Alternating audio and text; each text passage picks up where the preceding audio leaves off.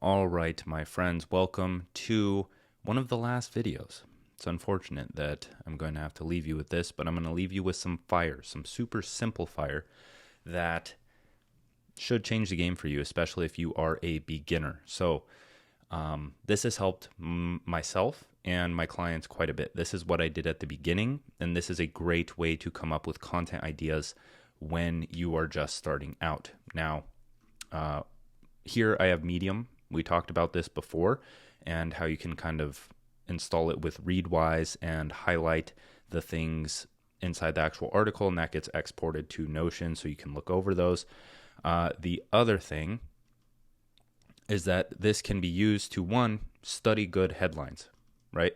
These are ways, so the 9 books that completely change the way I see the world, 5 things happy couples don't do, 22 essential apps I use daily, 5 remarkable things that successful people do, create systems, not goals, and get 99% of things done. It's just good to read headlines that stick out. Now on Medium, one, it costs like $5 a month. You don't have to be on Medium if you don't want to, but this is where I got a lot of my content ideas when I was just starting out. I would read something like this, and maybe that's what made me understand that lists are so important. Is I would come on Medium and I would read something, I would see how it was structured, I'd read the good writing, and I'd take note of the things that really stuck out to me, what hit me, the things that are bold, the quotes that they include that I can copy and paste to the queue, right?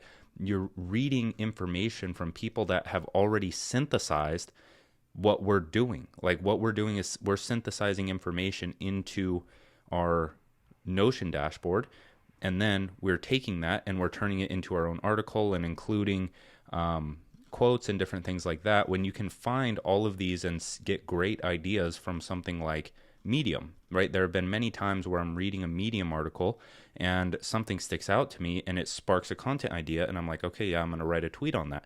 So sometimes when I'm just out of ideas, I will go to open up Tweet Hunter, and then I'll read through a post and I'll just wait for a content idea to come to me. I don't write the things that they say here. I read through it and then I think about it for a bit. Contemplate on it. I'm like, okay, where does that lead? When have I experienced this? And then start writing just something, and then eventually it transforms into a good tweet that turns into a blog article, whatever it may be, right? So this is just one way to do things, but it's a good way to generate content ideas that you know are going to do well because they're already doing well on another platform. That is the point with all of this, right? So the same thing goes for Tweet Hunter. When you look up someone's tweet inside of Tweet Hunter like this, and you get eyes on the actual content, you know that it's going to do well because it's already done well, right? Now, this is where things get very tricky because I've seen many people copy my stuff, like just word for word. They'll just copy paste it and post it, and then I call them out, and then they quit forever because everyone dogpiles them. It's like, just don't copy people. Like, come up with something on your own. Like, use these as inspiration. Do not copy. I don't know how many fucking times I have to say that because people keep doing it and think that they're going to get away with it. They're not. And I'm not only saying this in terms of me, it's only happened a couple times in terms of me, but I've quite literally seen full out wars and strategies created to get accounts taken down because they copied someone. One tweet. Don't do it. People will dogpile you. You will get canceled at some point in your career. Don't do it. So back to it. So that's one way you can generate content ideas, is because, one, when you sign up for Medium, you get to choose the interests that you like, right? And then it will show you those things, and I can even click here and filter, and like there's ones where it's like, yeah, some of them aren't going to be very good, but that's the reason you come through here, to get ideas for certain things. 8 lessons I learned from Quincy Jones on life and creativity. That's pretty good, but you can come in here, look at the lessons, and even turn one of those lessons into your own piece of content, right? Now, Medium's good and all, but YouTube is 10 times better for me. So what I do is I have my mentors, or just the channels that I like to consume, that talk about the same things as me, right? If you're not consuming the things or constantly learning about the things you are trying to master, then it just doesn't make sense. Like, what are you doing? Learn about the things you're trying to master so you can master them, and write about them and continuously master your craft and create those new mental connections. So what I do here on my favorite YouTube accounts is you can go to videos, and then you go to sort by most popular, and now you have great content ideas. Like what you, geez, well, I'm sorry kids that are watching this, but I guess that's popular.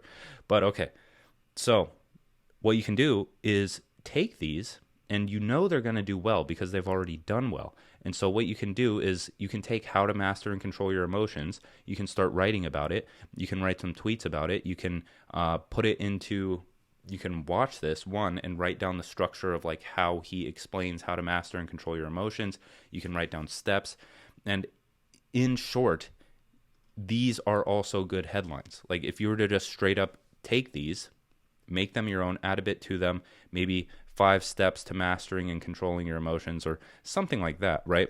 Where the headlines are one of the most important parts of your actual writing. And what you can do here is if you look through other ones, just go through here and just start generating ideas on things that you would like to talk about. How to mew. But you can see like that's a pretty attention-grabbing headline. So I love Elijah, but he's not very good at marketing. Sorry, bro. Okay, so Joe Delaney's a good one. He's more fitness, but you just go to most popular. And one thing that I've done is I just screenshot these on my phone. I go to most popular on my phone and I screenshot like the top 8 or whatever showing, just so I'm exposed to like ideas that I know are going to perform well. And I save that in an album in my photos on my phone. And same thing with Nathaniel Drew. This is probably the most relevant and has given me some of the best ideas for people feeling behind in life. Right? That's a great headline that always works. Could do a thread for introverts. He does a lot of the I did this for 30 days. Here's what happened. But it's just good to listen through these and gather good ideas and understand why the video performed well, right? Now, we have a like huge process here, and you're only using these as starting points, as ideas, and the rest is up to you to create and use creativity to go about creating a solution or putting together a newsletter. So I just want to show you like these few things because I get so many of my ideas just from watching like top performing content from other people. Like if you want top performing content, it only makes sense to study top performing content and try to understand why it does well. And by doing that, over time, your brain becomes conditioned to start to think in terms of high performing content, right? So that was just a quick tip. This probably went on longer than it did, but in short, spend a lot of your time with longer form content. Like tweets are great for coming up with like just good tweets on the fly. But if you really want to add to your creativity, you need to expose yourself to more long form content and get those insights that are in the in-between that not many people are talking about or wouldn't do too well on Twitter itself or on social media. They may not be the most high engaging topics, but they may be anecdotes, quotes, other things that you can use to come up with better, unique perspectives for high engaging content and to just make your newsletters better. So that's what I have to say. Use this. Thanks for watching.